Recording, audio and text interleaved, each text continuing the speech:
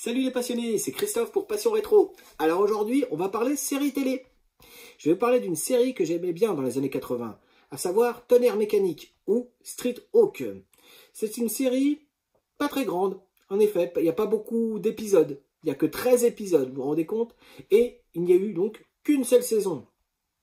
Cette série est dans la veine des Supercopters et K2000, où le héros, en fin de compte, c'est un véhicule. C'est une moto ici. En effet, cette série, ça raconte l'histoire d'un policier qui s'appelle Jesse Mack, qui est interprété par Rex Smith. Et un jour, il a un accident, il se fait tirer dessus avec son collègue. Oh, le collègue, il meurt, et lui, il survit. Il se fait repérer par une organisation gouvernementale secrète, par un gars qui s'appelle Morgan Turtle, et qui lui fait comprendre qu'il a besoin de lui, qu'il est très doué à moto. Et donc, il va lui proposer de conduire le Tonnerre Mécanique, un véhicule unique en son genre. Le véhicule, vous l'aurez deviné, c'est une moto. Une moto qui est bourrée de gadgets et qui honnêtement, quand j'étais gamin, me faisait beaucoup rêver. Elle avait un rayon laser, elle tirait des roquettes. On appuyait sur un bouton, elle sautait super haut. Et surtout, elle pouvait aller super vite. Elle pouvait aller à plus de 500 km/h. C'était complètement dingue. Alors, cette série, elle était sympa. Seulement, il y avait un petit défaut à cette série. C'est déjà, elle n'a pas été renouvelée. Pourquoi? Parce que tous les épisodes se ressemblent. En effet, les épisodes les uns après les autres étaient presque pareils. Le héros, il était cool, il était badass, il avait une super combinaison. Son acolyte, Morgan Turtle, qui à distance contrôlait avec son ordinateur super puissant toutes les fonctions de la moto. Il pouvait même, c'est surtout ça qui me plaisait, c'est qu'à distance, il pouvait activer la super vitesse de la moto. Il appuyait sur un bouton et la moto se mettait à aller à plus de 500 km/h, comme je vous ai dit. Et là, le décor défilait à super vitesse. Et c'était toujours la même scène, hein. Le héros, il avait son casque, comme ça, on ne voyait pas son visage, et on voyait des petits éclairs pour montrer qu'il allait à plus de 500 km/h. Ensuite, dans cette série, un truc qui était génial, c'était la musique. La musique de cette série, du générique, mais excusez-moi, mais c'est l'une des meilleures musiques de série. Peut-être avec celle de Supercopter. Ouais. La musique de la série Tonnerre Mécanique était simplement géniale. Alors je vous en mets, allez, quelques notes, je vous laisse écouter.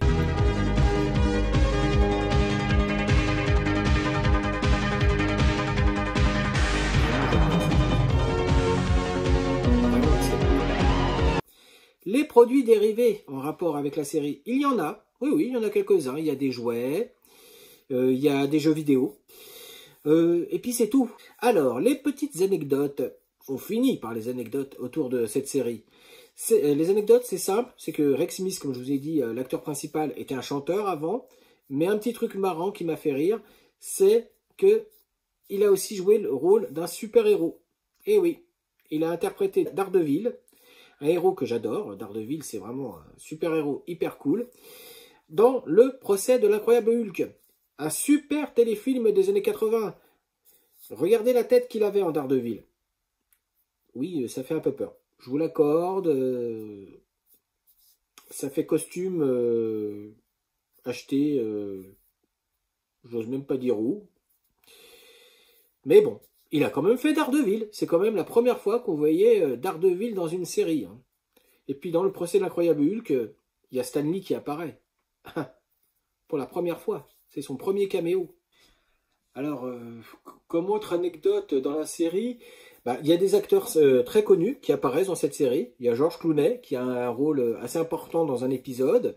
Il y a Christopher Lloyd aussi qui apparaît dans la série. Comme autre anecdote, je pourrais vous dire qu'en effet, la moto à l'origine, c'est une simple motocross toute simple qui a été tunée à mort pour ressembler à une moto futuriste et tout. Et elle ressemble à l'origine à cette moto-là. Vous voyez, c'est une moto toute simple à l'origine. Voilà, donc que dire sur cette série pour aujourd'hui? Aujourd'hui, je dirais que c'est une série qui vaut le coup d'être revue, oui, si vous trouvez le coffret d'occasion et que vous voulez vous refaire un petit trip années 80. C'est pas la meilleure série du monde en rapport avec son thème, à savoir les véhicules héros. Je préfère largement Supercopter ou encore K2000, pour qui j'ai une affection toute particulière. Là, celle-là, c'est une bonne petite piqûre de nostalgie qui fait du bien. Mais comme une piqûre, ça va vite. Voilà. Sur le coup, ça pique, ça fait « Oh !» oh c'est sympa. Puis après, bah c'est vite oublié. Voilà, c'est tout pour aujourd'hui. Donc j'espère que cette vidéo vous a plu. N'oubliez pas de vous abonner à cette chaîne YouTube. N'oubliez pas de vous abonner à ma page Facebook. Et sinon, bah n'oubliez pas le plus important dans la vie, c'est de s'amuser.